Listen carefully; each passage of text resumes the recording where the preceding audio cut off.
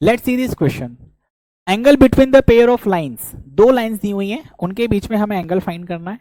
तो अगर हम दो लाइंस के बीच में एंगल फाइंड करें या उन दोनों लाइंस की डीआर्स के बीच में एंगल फाइंड करें, मतलब सेम होगा, तो हम क्या करेंगे, L1 दे रखा है और उसके डायरेक्शन रेशियोज अगर आपको दे रखे हैं R1, वेक्टर R1 ले लेते हैं, या जब हम लाइन की बात करते हैं तब हम पैरेलल वेक्टर्स की बात करते हैं, ठीक है।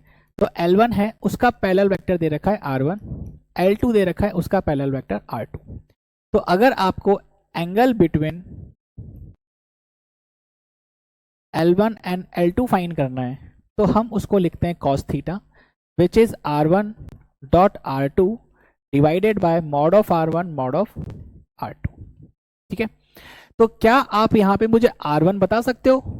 L1, लाइन L1 के लिए उसका पैरेलल वेक्टर R1 आप लिखोगे 2i cap plus 5j cap minus 3k cap. क्या आप L2 के लिए R2 लिखोगे पैरेलल वेक्टर? जी बिल्कुल, minus I cap plus 8j cap plus 4k cap.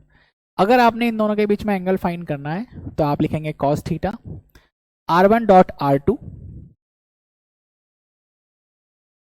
Divided by mod of R1 mod of R2।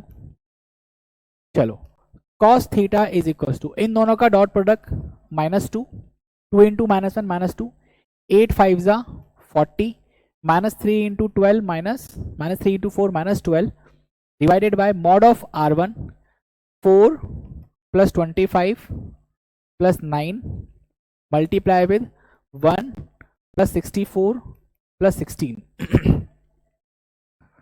तो cos theta is equals to -2 -12 -14, 14 -12 26, 14 -14 40 -14 which is 26 divided by 9 plus 4 13, 13 plus 25 root 38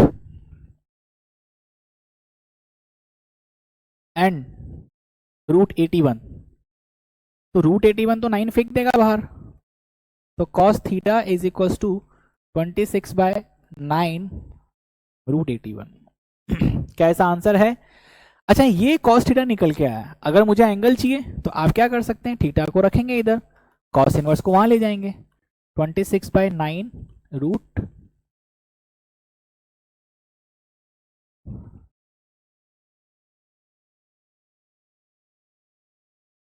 9 root 38, 26 by 9 root 30, ठीक है। तो कौन सा option correct हो जाएगा? Option